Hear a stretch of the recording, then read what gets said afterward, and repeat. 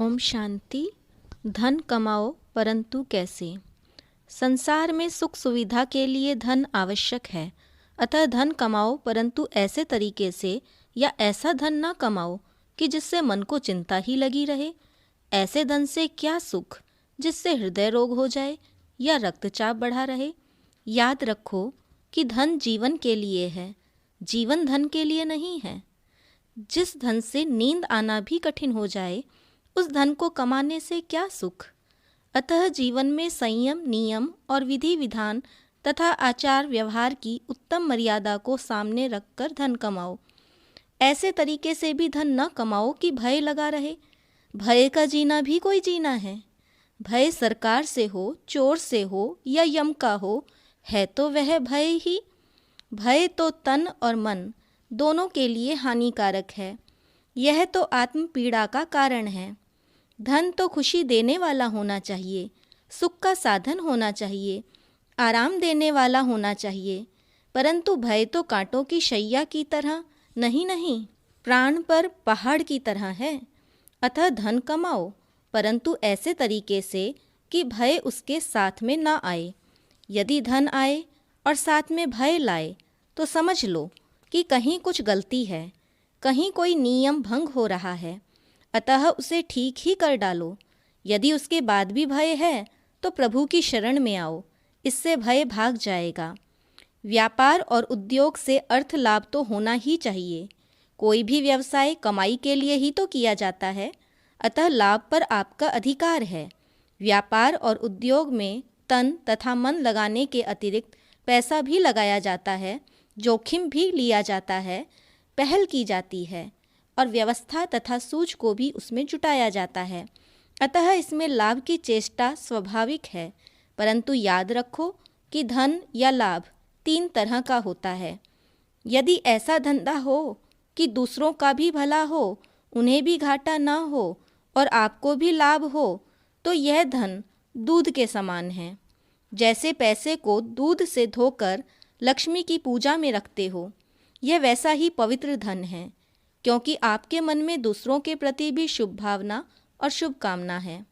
यदि व्यापार एवं उद्योग की रीति नीति ऐसी है कि अधिकतर तो वह विधिवत और ठीक है, परंतु उसमें थोड़ा लेन देन न चाहते हुए भी व्यवहार की उत्तमता से नीचे के स्तर का है, तो वह धन पानी मिश्रित दूध की तरह है। उससे सुख भी उतने ही अनुपात में प्राप्त होगा। यदि किसी का धंधा या उसे करने का तरीका ऐसा है कि दूसरा व्यक्ति यह महसूस करता है कि यह सौदा ठीक नहीं हुआ और कि वह मजबूरी से या दुखी होकर सौदा कर आया है, तो वह कमाई तामसिक है। यदि सौदा करने वाला बाद में पछताता है, उसके मन में लेश मात्र भी दुख पैदा होता है, तो वह धन सुखोत्पादक नहीं है। अतः यदि दुख से बचना चाहते हो और सुखोत्पादक धन का उपार्जन करना चाहते हो, तो प्रथमोक्त सिद्धांत को सामने रखो। मनुष्य को बहुत लाभ होता है तो खुशी की बात है, परंतु अधिक लाभ अथवा अधिक धन के साथ अभिमान तो नहीं आना चाहिए। व्यापार या उद्योग धन लाभ के लिए किया जाता है, अभिमान की उत्पत्ति के लिए नहीं। अभिमानी मनुष्य तो दूसरों से मान की भीख मांगता है। अभिमानी व्यक्ति अपनी शान आप ही समझता है, परंतु अन्य लोगों के मन में तो उसका मान नहीं होता। अतः धन कमाओ परंतु साथ में अभिमान मत आने दो। धन एक शक्ति है। शक्ति गर्व के लिए नहीं, उत्पादन के लिए अथवा सेवा के लिए होती है। अतः धन को सुख और सेवा में लगाओ। याद रखो, संसार में एक से बढ़कर एक धनवान व्यक्ति हैं और धन सदा किसी के पास एक सा रहता भी नहीं। अतः धन का गर्व मिथ्या गर्व है। व्यापार और उद्योग कभी मंदा भी हो सकता है, उसमें कभी हानि की भी परिस्थिति आ सकती है। इस संसार चक्र में कई अवांछित परिवर्तन भी होते रहते हैं। हानि में हिम्मत हारना गोया हानि को भारी बना देना है। दिन भर में सूर्य की भी 3 अवस्थाएं होती हैं, अतः समझना चाहिए कि यह परिस्थिति भी पार हो ही जाएगी। अपनी चिंता प्रभु को दे दो और चिंता की बजाय ईश्वर चिंतन करो। प्रभु चिंतन की विधि सीख लो तो चढ़ती कला के दिन आ जाएंगे। यदि कोई मनुष्य व्यापारी या उद्योगपति है तो भी वह एक प्रकार से कृषक ही है, क्योंकि इस संसार रूपी कर्म क्षेत्र में कर्म रूपी बीज तो वह भी बोता ही है। खेत में डाले गए बीज तो अनुकूल जल, वायु या धरनी न होने पर अंकुरित नहीं भी होते, परंतु कर्म रूपी बीज तो अवश्य ही कांटे या फूल, क्यारी या फलदार वृक्ष के रूप में सामने आते ही हैं। प्रायः सभी मनुष्य जानते और मानते हैं कि कर्म अपना फल मनुष्य के सामने लाता है। तब भला मनुष्य इस रहस्य को भूल क्यों जाते हैं? व्यापार या उद्योग के कार्य में लगे होने पर उनके मन में यह बात खिसक क्यों जाती है, या उनके मन में होने पर भी वे इसकी अवहेलना क्यों करते हैं? जैसा बोएंगे वैसा काटेंगे के सिद्धांत को समझते हुए भी मनुष्य कई बार कांटे बोने रूपी कर्म क्यों करता है? सोचने पर यह रहस्य सामने आएगा कि या तो मनुष्य पुत्र, पौत्र या स्त्री, बेटी के मोहपाश में फंस जाता है, या लोभ ही उसके विवेक पर पट्टी बांध देता है, या उसकी आत्मिक दुर्बलता उसे परिस्थिति अथवा प्रलोभन के वशीभूत कर देती है। अतः आत्मा को बलवान बनाने की सहज विधि को जानना जरूरी है। आज भी धनवान लोग आत्मा की दृष्टि से महान लोगों को आमंत्रित करके उनका आशीर्वाद मांगते हैं अथवा उन्हें अपनी गद्दी पर आसीन होने के लिए प्रार्थना करते हैं। तब वे स्वयं ही यदि महानता का कुछ अंश धारण कर लें तो स्वयं ही सिद्धि स्वरूप हो जाएंगे और उनके हाथ में बरकत और वृद्धि आ जाएगी। धन कमाओ पर दूसरों से ईर्ष्या करके मत कमाओ। हर एक आत्मा के कर्म और प्रारब्ध अलग अलग है, तब दूसरों से अपनी तुलना क्यों की जाए? किसी को देखकर स्वयं भी वैसा ही बनने की कोशिश करना गोया उसका फॉलोअर या अनुचर बनना है। किसी को अधिक धनवान बनते देखकर उस जैसा धनवान बनने का यत्न करना तो गोया स्वयं को उससे घटिया मानना है। यह तो आत्मसम्मान को गंवाने वाली बात है। स्वमान में रहते हुए ही धन कमाना ठीक है। ईर्ष्या से तो सुख में दुख मिश्रित हो जाता है। कई लोग धन को लक्ष्मी और पैसे को नगद नारायण कहते हैं। वे दीपावली के अवसर पर श्री लक्ष्मी और श्री नारायण का पूजन भी करते हैं, परंतु श्री लक्ष्मी और श्री नारायण को तो उनके चित्रों में कमल पुष्प पर दिखाया जाता है। श्री लक्ष्मी का एक नाम कमला और श्री नारायण का एक नाम कमलापति भी है। अतः श्री लक्ष्मी और श्री नारायण का आधार तो कमल ही है। कमल पुष्प के समान पवित्र बनने के कारण ही तो उन्होंने यह महान देवी और देव पद पाया। वे पूज्य बने और अतुल धन तथा ऐश्वर्य के मालिक बने।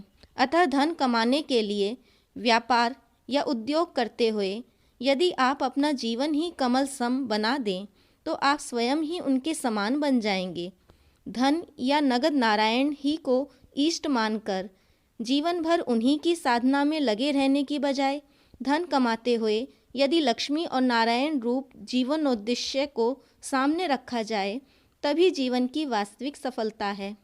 लक्ष्मी वह है जो लक्ष्य में स्थित हो। अतः यह जो उक्ति है कि नर तू ऐसा कर कि जिससे नारायण बने और नारी ऐसा कर्म कर जिससे तू लक्ष्मी बने, इसके अनुसार जीवन को ढालते हुए व्यापार या उद्योग करने से सच्चे सुख की प्राप्ति होती है। मनुष्य को यह याद रखना चाहिए कि धन एक साधन है, यह सिद्धि नहीं है। अतः इसे साधन मानकर कमाना और जीवन की सिद्धि के लिए प्रयोग करना चाहिए। मनुष्य यदि सारा जीवन साधन इकट्ठे करने में ही लगा देगा तो उन्हें प्रयोग कर सिद्धि स्वरूप कब बनेगा? अतः एक तो धन ऐसे तरीके से कमाया गया हो जो सिद्धि से वंचित न कर दे, और दूसरे सारा जीवन ही उसके उपार्जन में न लगा दिया जाए। मनुष्य को चाहिए कि वह अपने दिन भर के समय को ठीक तरह बांट ले। वह कुछ समय व्यापार या उद्योग में, कुछ अपने स्वास्थ्य लाभ में, कुछ घर के सदस्यों या मित्रजनों के साथ रहने में लगाए और नित्य कुछ समय जीवन की परम सिद्धि में भी निश्चित रूप से लगाए। परमात्मा भी तो हमारे माता पिता, शिक्षक, सद्गुरु तथा सर्वस्व हैं और विधि तथा सिद्धि के दाता भी हैं। अतः उनके संग जीवन न जीना अर्थात उनके साथ मन को न मिलाना भी एक बहुत बड़ी भूल है। व्यापार और उद्योग में जो भी लेन देन रूप कर्म होता है उसे आय या व्यय, ऋण या संपत्ति के खाते में चढ़ा दिया जाता है। ठीक इसी प्रकार जीवन के हर कर्म से कर्मों का खाता बनता है। वह खाता ऋणात्मक भी हो सकता है, गुणात्मक अथवा लाभात्मक भी। अतः हर एक व्यक्ति को देखना चाहिए कि जो कर्म मैं कर रहा हूँ उससे मेरे कर्मों का कैसा लेखा जोखा अथवा हिसाब किताब बन रहा है, वरना ऐसा न हो कि कर्मों के व्यापार में मनुष्य को हानि हो रही हो अथवा प्रत्यक्ष में तो अभी लाभ हो रहा हो, परंतु वस्तुतः उसे ऐसी हानि हो रही हो जो उसे निकट अथवा दूर भविष्य में चुकानी पड़ेगी। प्राचीन रीति रिवाज के अनुसार व्यापारी लोग गद्दी के निकट अथवा बही खातों के प्रारंभ में स्वस्तिक अंकित करते हैं। दीपावली, जो कि व्यापार एवं वाणिज्य वालों का विशेष त्यौहार है, के अवसर पर भी वे स्वस्तिक अंकित करते हैं।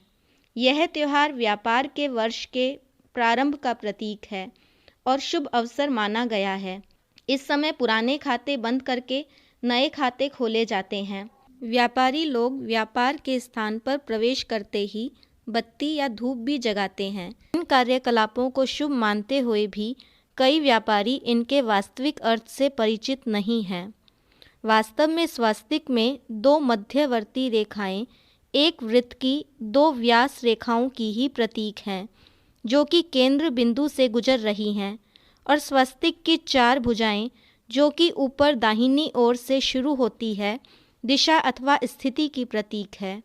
दोनों व्यास रेखाएं सृष्टि चक्र अथवा काल चक्र को चार बराबर भागों में बांटती हैं, जिन्हें कि हम सतयुग, त्रेतायुग, द्वापर युग और कलयुग के नाम से जानते हैं।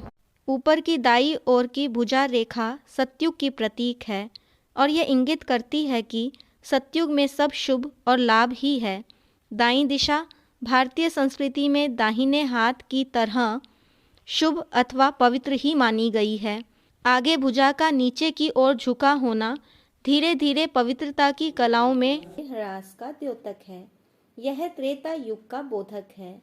त्रेता में पवित्रता की कलाएं कम होती हैं। आगे चलकर भुजा विपरीत दिशा में अर्थात बाईं ओर है। यह वाम मार्ग की संकेतक है। द्वापर युग में मनुष्य का व्यवहार विकृत हो जाता है। काम, क्रोध, लोभ, मोह, अहंकार आदि विकार तभी शुरू होते हैं। सतयुग और त्रेता युग पवित्रता के युग थे, जिनमें व्यापार अथवा लेन देन में स्नेह था और सभी एक दूसरे को देने में ही अधिक खुशी का अनुभव करते थे और वहाँ स्वार्थपरक लाभ वृत्ति नहीं थी। परंतु द्वापर युग में मनुष्य में मेरे तेरे का भाव जागृत हुआ। मोह तथा लोभ वृत्ति भी बहुत हल्की मात्रा में जागृत हुई और मनुष्य धन को इकट्ठा करने की प्रवृत्ति से युक्त हुआ। धीरे धीरे ये अशुद्ध प्रवृत्तियां बलवती होती गई और आगे कलयुग आया।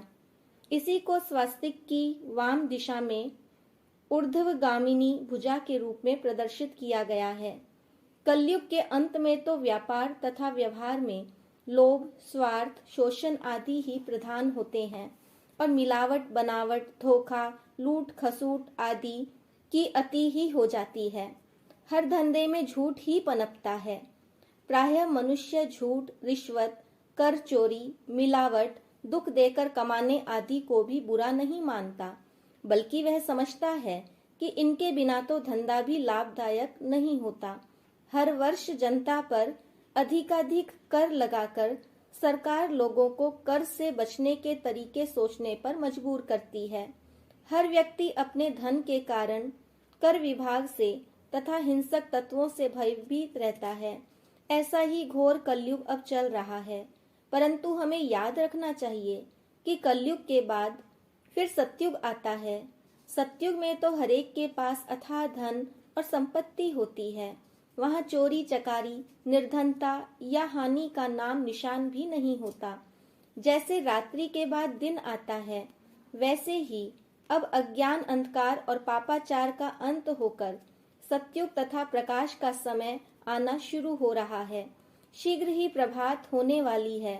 अब जागने का समय है, क्योंकि अब ज्ञान सूर्य परमात्मा ज्ञान प्रकाश दे रहे हैं। अब सृष्टि का अमृत वेला है और वे ज्ञान रूपी अमृत बांट रहे हैं। अब उठकर प्रभु की स्मृति में बैठने का समय है, क्योंकि यह कलयुग के अंत और सतयुग के आरंभ का शुभ संगम है, जो कि सृष्टि का ब्रह्म मुहूर्त है। यह ज्ञान स्नान करके मन को प्रभु में समाहित करने का शुभ समय अथवा शुभ मुहूर्त है। अब परमपिता परमात्मा ज्ञान तथा सहज योग के रूप में भाग्य बांट रहे हैं। अब रात्रि की कालिमा से निकल मन को ज्ञान स्नान से पवित्र करने का समय है। स्वस्तिक इसी बात का परिचायक है। जिस स्वस्तिक को हम हर वर्ष अंकित करते रहे, अब उसके रहस्य को समझकर, काल चक्र अथवा परिवर्तन चक्र को जानकर हमें भी अपने संस्कार बदलने चाहिए और अपने कर्मों का नया खाता खोलना चाहिए। याद रहे कि अब कलयुग जा रहा है और सतयुग आ रहा है। अब जागने और जगाने का समय है। 24 घंटे के जिस काल चक्र को दिन कहते हैं, इसमें भी हमें अपने समय को सुनियोजित करना चाहिए, ताकि कहीं ऐसा ना हो कि सारी आयु धनोपार्जन में ही गुजर जाए और धन बैंकों तथा तिजोरियों में पड़ा रहे और आत्मा अगली यात्रा में यहाँ से डेरा कूच कर चले। सारे दिन को दुकान या दफ्तर की, कारखाने अथवा फैक्ट्री की बातें सोचते सोचते समाप्त नहीं करना है। रात्रि को भी ग्राहक, कर्मचारी या कल कारखाने ही के दृश्य देखते रहने में जीवन की सफलता नहीं है। जीवन तो इनसे बड़ी चीज है, उसका तो कोई महान लक्ष्य है। अतः उस लक्ष्य की सिद्धि के लिए कम से कम प्रातः ब्रह्म मुहूर्त में या अमृत वेले तो आत्मचिंतन तथा ईश्वरीय स्मृति में मन को समाहित करना चाहिए। रात्रि को भी सोने से पूर्व दिन भर की अपनी तस्वीर देखकर आगे के लिए संपूर्णता की ओर बढ़ने का दृढ़ संकल्प करना चाहिए तथा अपने परम प्रिय परमपिता के प्यार का रसास्वादन करना चाहिए। याद रहे कि भक्ति और सहज राजयोग में अंतर है। सहज राजयोग द्वारा ही देह से न्यारे होकर परमपिता परमात्मा में मन को स्थित कर सकते हैं और इसमें कोई शारीरिक कठिनाई भी नहीं है। इससे आत्मा आनंद विभोर हो जाती है और उसके संस्कार परिवर्तित होना शुरू हो जाते हैं तथा आदतें बदलनी प्रारंभ हो जाती हैं। दान करना एक शुभ कर्म माना जाता है, परंतु सब प्रकार के दान कर्मों में से ईश्वरीय ज्ञान का दान, योग दान तथा दिव्य गुणों का दान श्रेष्ठ है, क्योंकि जिसे ईश्वरीय ज्ञान, योग विद्या तथा दिव्य गुणों की सुमति दी जाती है, वह सदा के लिए निर्धनता, रोग, शोक आदि से मुक्त हो जाता है।